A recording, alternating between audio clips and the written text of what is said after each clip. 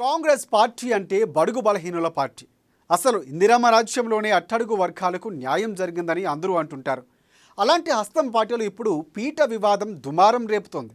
నరసింహుడు సాక్షిగా డిప్యూటీ సీఎంను చిన్న చూపు చూశారని కారు నేతలు తెగ కంగారు పడుతున్నారు.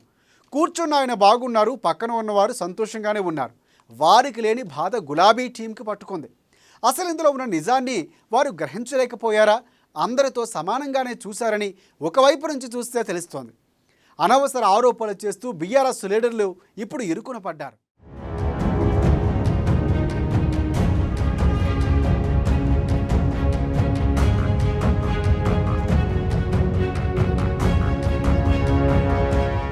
రాజకీయాల్లో పనిచేస్తున్న కులం టానిక్. రాజకీయాలకు కేంద్రంగా మారిన కులం. దళితులకు అవమానం జరిగిందనే బీఆర్ఎస్ పోస్టులు.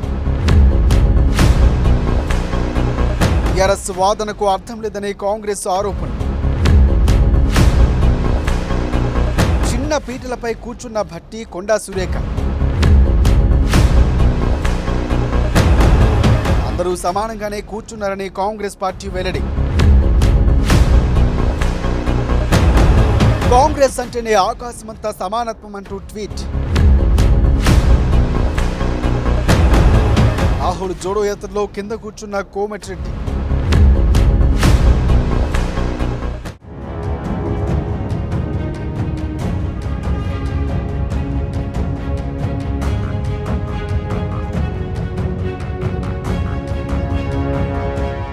దేశంలో ఎందుకు పనికిరాని కులం రాజకీయాల్లో మాత్రం బాగా పనిచేస్తుంది, మంచి టానిక్లా మారుతుంది. ఎదుటి వారిని ప్రలోభాలకు గురి చేసేందుకు ప్రధానంగా ఉపయోగపడుతుంది. ప్రజల మధ్య చిచ్చు పెట్టేందుకు ఆజ్యం పోస్తుంది. అన్నదమ్ముల వలె కలిసి ఉండే వారి మధ్య పగా ప్రతీకారాలకు కేంద్రంగా నిలుస్తుంది.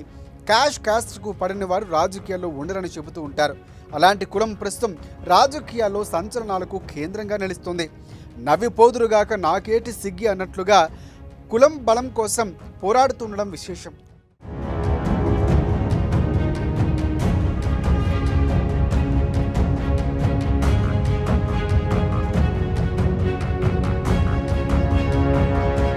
తాజాగా ఓ వేదికలో కాంగ్రెస్ మంత్రులు కూర్చున్న ఫోటో ఒకటి సోషల్ మీడియాలో పెట్టి దళితులకు అవమానం జరిగిందని బీఆర్ఎస్ నేతలు గొంతు చించుకోవడం అందరినీ ఆశ్చర్యపరుస్తోంది.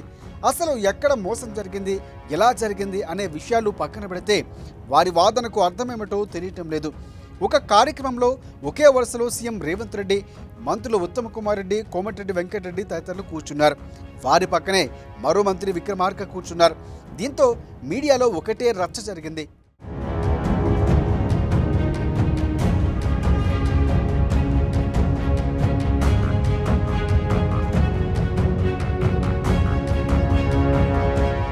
ఉప ముఖ్యమంత్రి దళిత నాయకుడు మల్లు భట్టి విక్రమార్కను కింద కూర్చోబెట్టారు. బీసీ సామాజిక వర్గానికి చెందిన మంత్రి కొండా సురేఖను అవమానించారు. రెడ్డి సామాజిక వర్గానికి చెందిన ముఖ్యమంత్రి రేవంత్ రెడ్డి, మరో మంత్రి కోమటిరెడ్డి వెంకటరెడ్డి, ఇంకో మంత్రి ఉత్తమ్ కుమార్ రెడ్డి పైన కూర్చున్నారు. ఇంతకు మించి దారుణం ఉంటుందా? దళితులను ఈ స్థాయిలో చిన్నచూపు చూస్తున్నారు. బీసీలు అణకుతొక్కుతున్నారు. చివరికి ప్రభుత్వ ప్రకటనల్లోనూ రేవంత్ రెడ్డి ఫోటో మాత్రమే వేస్తున్నారు. ఇక ఎమ్మెల్సీ కవిత అయితే రేవంత్ క్షమాపణలు చెప్పాలని, ఆర్ఎస్ ప్రవీణ్ కుమార్ అయితే ఇది దళితులకు జరిగిన అన్యాయమని, ఇలా రకరకాల విశ్లేషణలు, వాదనలు. ఇంతకీ ఇందులో ఎవరి వాదన కరెక్ట్, ఎవరి విశ్లేషణ కరెక్ట్ అనేది ప్రజల్లో సందేహం మొదలైంది.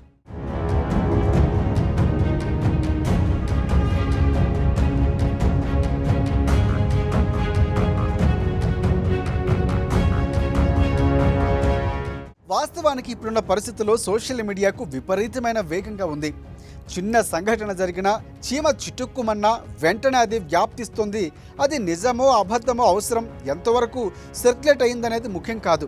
సోమవారం యాదాద్రి ఆలయంలో కూడా అదే జరిగిందని చెప్పాలి.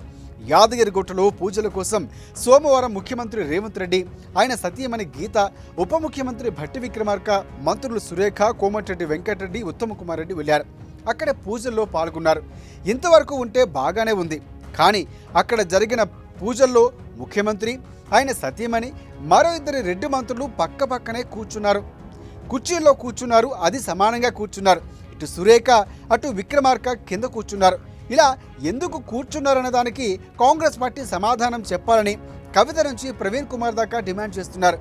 గుడి కాబట్టి అందరూ సమానమే కదా, అలాంటప్పుడు కొందరు కుర్చీలో ఎందుకు కూర్చోవాలి, ఇంకా కొందరు కింద ఎందుకు కూర్చోవాలి అనేది వారి ప్రధాన ఆరోపణ. వారు చేస్తున్న ఆరోపణలకు తగ్గట్లుగానే అక్కడ సన్నివేశం కూడా ఉంది. సో తొలిసారిగా కాంగ్రెస్ పార్టీ సమాధానం చెప్పుకోవాల్సి వచ్చింది.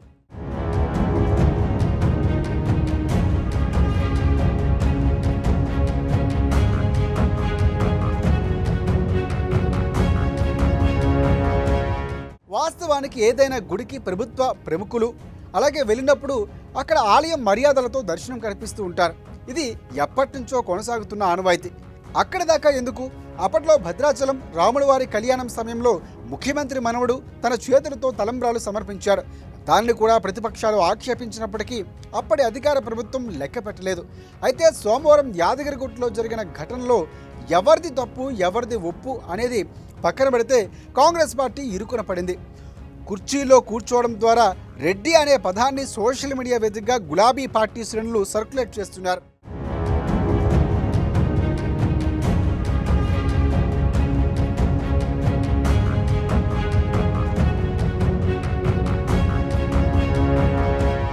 అగ్రవర్ణాలకు సంబంధించిన సీఎం రేవంత్ రెడ్డి యాదగిరిగుట్ట లక్ష్మీనరసింహస్వామి వారి ఆలయంలో deputy CM Bhatti Vikramarka, BC మంత్రి కొండా సురేఖను అవమానించారని బీఆర్ఎస్ ఎమ్మెల్సీ కల్వకుంట్ల కవిత మండిపడ్డారు.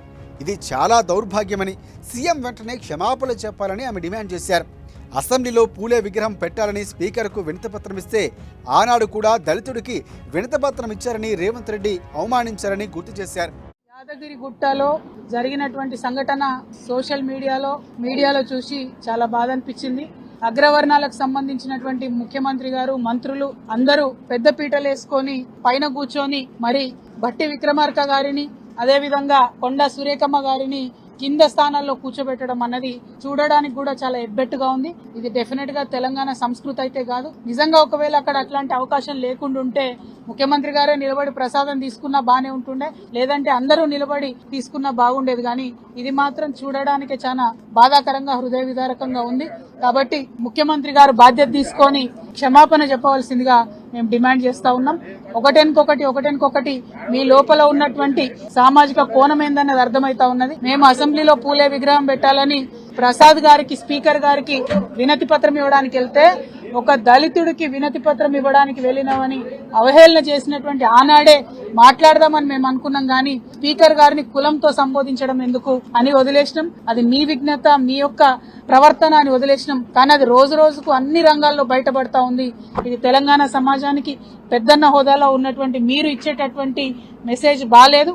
తప్పకుండా దీన్ని సవరించుకొని విక్రమార్క గారికి, సురేఖమ్మ గారికి క్షమాపణ చెప్పవలసిందిగా ముఖ్యమంత్రి గారిని నేను డిమాండ్ చేస్తా ఉన్నాను.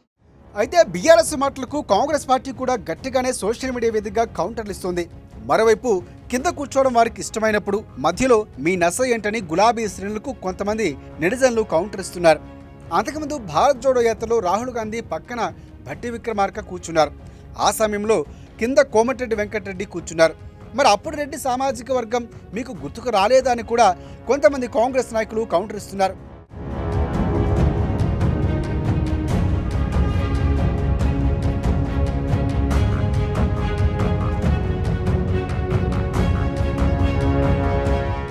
దళితులను ఎలా గౌరవించాలో కాంగ్రెస్ పార్టీకి బాగా తెలుసని టీపీసీసీ సీనియర్ ఉపాధ్యక్షుడు మల్లు రవి పేర్కొన్నారు.